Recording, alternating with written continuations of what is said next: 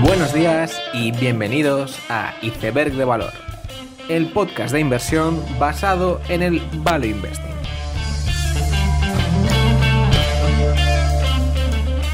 Bienvenidos los seguidores de Sergio Marchionne, bienvenidos a Iceberg de Valor.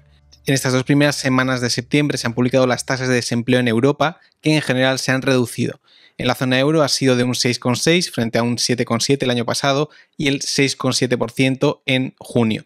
En toda Europa el dato es un poco mejor, con un 6,0% frente al 6,9% del año pasado, y el dato de desempleo ha sido el peor en España, con un 12,6%, que ha recibido el farolillo rojo de una Grecia que se está recuperando más rápido gracias al incremento del turismo y la mejora de la economía. En Estados Unidos, por el contrario, la tasa de desempleo subía del 3,5% al 3,7%, en lo que se consideraba una subida de desempleo positiva y que va en la línea de lo que quiere provocar la Reserva Federal. Y asimismo, la tasa de participación, un dato que ha estado tocado desde el comienzo de la pandemia, ha aumentado, quedándose más cerca de los niveles de finales de 2019. En cuanto a coste de transporte marítimo, durante estas 2 semanas hemos tenido las bajadas más grandes de precio de transporte en marítimo entre Shanghái y Los Ángeles, llegando a precios que se acercaban a los de 2020, y lo que seguro supone un gran alivio para muchos negocios que necesitan transportar productos fabricados en China a Estados Unidos. En cuanto a resultados empresariales, esta semana presentaba Restoration Hardware, la polémica empresa de venta de muebles de lujo americana. Los resultados superaban las expectativas doblemente rebajadas en junio, pero anticiparon unos resultados peores para los siguientes trimestres. Concretamente, las ventas crecieron un 0,3% año a año, mientras que para el siguiente trimestre se esperan descensos de ventas de entre un 15 y 18%, y cifras similares para el último trimestre del año fiscal. Aún así, los resultados pasaban a un segundo plano frente a una conference call de 1 hora y 56 minutos, una conference call con citas a Thomas Edison, comparaciones de RH con el iPhone de Apple o con Tesla, en una exhibición megalómana más de Gary Friedman, intentando explicar cómo Restoration Hardware está pasando de ser una empresa de venta de muebles cutres a ser una compañía de lujo a la altura de las mejores. Los logros de Friedman son indiscutibles y no hay duda de que parte de la escalada de la montaña del lujo ya la han logrado. Sin embargo, a uno le cuesta confiar en una persona que básicamente y que de forma explícita y reiterada se pone en la misma altura que las personas más exitosas de la historia. Durante estas semanas también ha presentado resultados Signet, la empresa de tiendas de joyería, y va a ser interesante seguir los resultados de Signet durante los siguientes trimestres, ya que, como se ha comentado mucho en el podcast, el aumento en gasto en joyería ha sido muy notable después de 2020, algo que ha perdurado más de lo que se podría haber anticipado. Sin embargo, ya se empiezan a ver las primeras grietas en la demanda de joyas y además lo estamos viendo de forma muy similar a lo que estamos viendo en otros sectores, es decir, una bifurcación entre consumidores de altos ingresos y los de bajos, con resiliencia de los primeros frente a una bajada en picado en los segundos. En este sentido, Signet ha visto una bajada muy pronunciada en los productos de menos de $500, mientras que los de ticket alto pues se mantenían. La estrategia de la empresa ahora es intentar reciclar diamantes descontinuados e incluso diamantes creados artificialmente para crear nuevos productos y frenar así la demanda del consumidor de ingresos bajos. La que presentaba buenos resultados era Asana, que crecía en ventas un 51% y además tenía una aceleración secuencial en el trimestre. Lo más curioso es que la compañía anunciaba que vendía $350 millones en acciones a su CEO y fundador, Dustin Moskovitz. Hay que recordar que Dustin Moskovitz ha sido comprador de acciones en el mercado abierto de forma continuada desde la salida a bolsa, en lo que parece ser un apetito insaciable por tener más acciones de su compañía. Cómo no, todo esto es más fácil cuando has sido cofundador de Facebook y por lo tanto multibillonario, lo cual hace que tengas pues muchas menos limitaciones en cuanto a liquidez. Durante estas semanas también presentaba resultados Ollie's, la empresa de tiendas de closeouts. Los closeouts son gangas que se producen cuando otras empresas les sobra el inventario o con defectos de fabricación de los que se quieren desprender. Ollie's compra esta mercancía muy descontada que vende a sus clientes también a precios muy atractivos. El trimestre de Ollie's no ha sido especialmente bueno, teniendo en cuenta el nivel de inventarios que tienen ahora todos los retailers y la necesidad de quitárselo de encima. El crecimiento en ventas comparables era de 1,2% y eso pues decepcionaba las expectativas de mercado. Al parecer, las negociaciones de estos closeouts progresan positivamente, pero se tarda más que unos cuantos meses en que estas negociaciones se traduzcan en que haya más inventario en las tiendas. No era este el caso de Five Below, la compañía de tiendas de productos de bajo precio, que aún así tampoco publicaba unos números especialmente ilusionantes, con unas comparables de menos 5,8%, después de un año como el pasado que tenía una demanda sin precedentes después de los estímulos. Asimismo, el guidance para el siguiente trimestre tampoco era una maravilla, con comparables que se esperan entre el menos 5 y el menos 8%. Parece que los vientos en contra de la compañía no se van a disipar en el corto plazo para un concepto que por lo demás es robusto en contextos de dificultades económicas. Las comparables a 3 años de la compañía no son para nada malas, aunque este trimestre no ha sido especialmente bueno si tenemos en cuenta que el inventario por tienda también ha crecido, una señal que no suele ser muy buena en los retailers. La que no decepcionaba era Lululemon, la conocida marca de ropa y una de las principales artífices de la moda del athleisure. Las ventas de la compañía crecían un 29%, lo que conformaba un crecimiento de ventas anualizado a 3 años del 28%, y de hecho las ventas del e-commerce este trimestre crecían un 30%, lo que llevaba a un anualizado del 53% en los últimos 3 años. Cifras que muy pocas compañías de moda en el mundo han sido capaces de hacer. Además, Lululemon comentaba que las últimas tendencias del consumo están siendo buenas y que no están viendo el descenso en demanda que están viendo otras muchas compañías. Viva, la compañía de software para las empresas de ciencias de la vida, decepcionaba en el trimestre, con ventas y billings por debajo de las expectativas y con un guidance de crecimiento en estas métricas para todo el año de cerca del 16% en dólares, aunque pues en divisa constante, como siempre, las cifras son mejores. En Viva vemos el mismo fenómeno que hemos visto en muchas empresas de software, donde muchas de ellas veían una extensión del ciclo de ventas en junio, de forma que cada negociación tenía que ser revisado por rangos más altos en los clientes. Parece que este fenómeno continuaba en julio, lo cual es la incógnita actual en el mundo del software corporativo, donde, por ejemplo, ServiceNow ya ha dicho que desde junio no han visto un empeoramiento del ciclo de ventas en julio y agosto, pero habrá que ver la situación real de este fenómeno en el siguiente trimestre. En Viva lo que también ha decepcionado ha sido una disminución en gasto por pequeñas y medianas empresas. Con esta noticia pasamos al tema del episodio llamado purificación en el sufrimiento. Aunque la mayoría de las ocasiones buscamos empresas a las que las cosas les vayan bien, no significa que no pueda haber oportunidades de inversión en empresas que hayan sufrido mucho. Es más, igual que ocurre con las personas, muchas empresas tienen que tocar fondo para poder mejorar y alcanzar la mejor versión de sí mismas. Si vamos al caso de las personas, podemos ver cómo Steve Jobs, después de que fuera despedido de Apple, pues pasaría una década dando tumbos básicamente y tomando malas decisiones hasta que finalmente pues, Apple compró Next, y con ello Jobs volvería a Apple para comenzar una de las etapas más exitosas de la historia empresarial reciente. Probablemente sin esa década de caminar por el desierto, pues Steve Jobs no lograría hacer lo que hizo.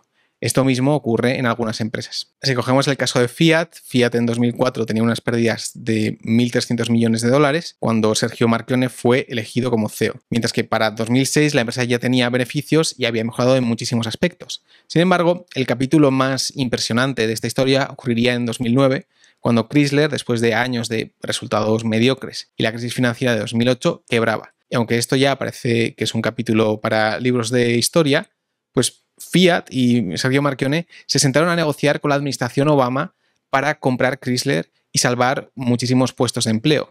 Finalmente, Chrysler se convertiría en parte de Fiat con un préstamo por parte del gobierno americano de unos 8.000 millones de dólares con cerca del 20% de interés. Préstamo que serviría para modernizar las plantas de la compañía americana. 3 años después, Chrysler ya tenía beneficios e iba a repagar la deuda con el gobierno americano 6 años antes de lo esperado.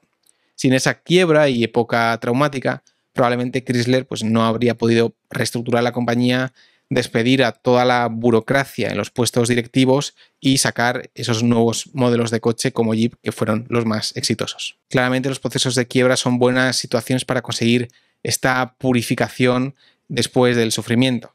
Probablemente una de las mejores tesis de inversión en los últimos 20 años fue la de GGP, de Ackman en 2009, que era básicamente un REIT de centros comerciales. La compañía había quebrado al no poder refinanciar su deuda, sin embargo la empresa generaba un beneficio operativo muy robusto incluso en 2009, creciendo levemente respecto a 2008 e incluso el suficiente beneficio operativo para pagar los intereses de una deuda abultadísima. Sin embargo, el hecho fue que parte de la deuda vencía y la liquidez en el mercado de deuda pues, se esfumó, lo que llevaba a la compañía a la quiebra. Sin embargo, con unos activos mayores que el pasivo, un buen desempeño del negocio y a Ackman como protector de los accionistas, se decidió mantener a la compañía funcionando.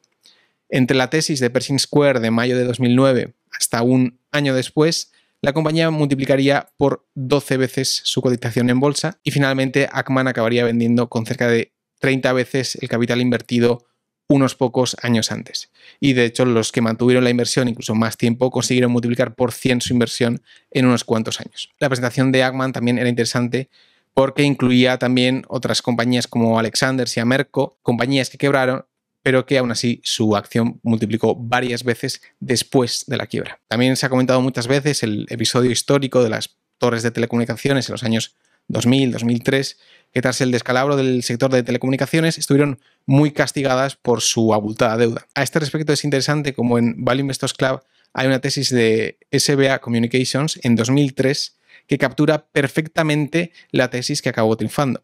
En menos de 20 años después de esa tesis, SBA Communications multiplicó por 500 veces. Algunos casos de purificación del sufrimiento se trataron en el episodio 102 del podcast sobre venta de activos. Un caso que me llamó mucho la atención fue el de Electron, una microcap británica que se había lanzado a hacer docenas de adquisiciones entre 2006 y 2010. Estas adquisiciones en sectores industriales llevaron a la compañía a perder más de un 50% de su valor en bolsa hasta convertirse en una nanocap de 8 millones. Sin embargo, entre 2015 y 2019, la compañía se puso a vender la mayoría de sus divisiones adquiridas, a la vez que racionalizaba su división de conectores, llamada Bulgin, y que precisamente era la que más valor escondía. Aunque en foros británicos la gente despreciaba este movimiento y literalmente asumía que vender divisiones era una admisión de derrota, la empresa simplificó sus operaciones y la división de conectores empezó a crecer, además de alcanzar márgenes EBIT del 30%.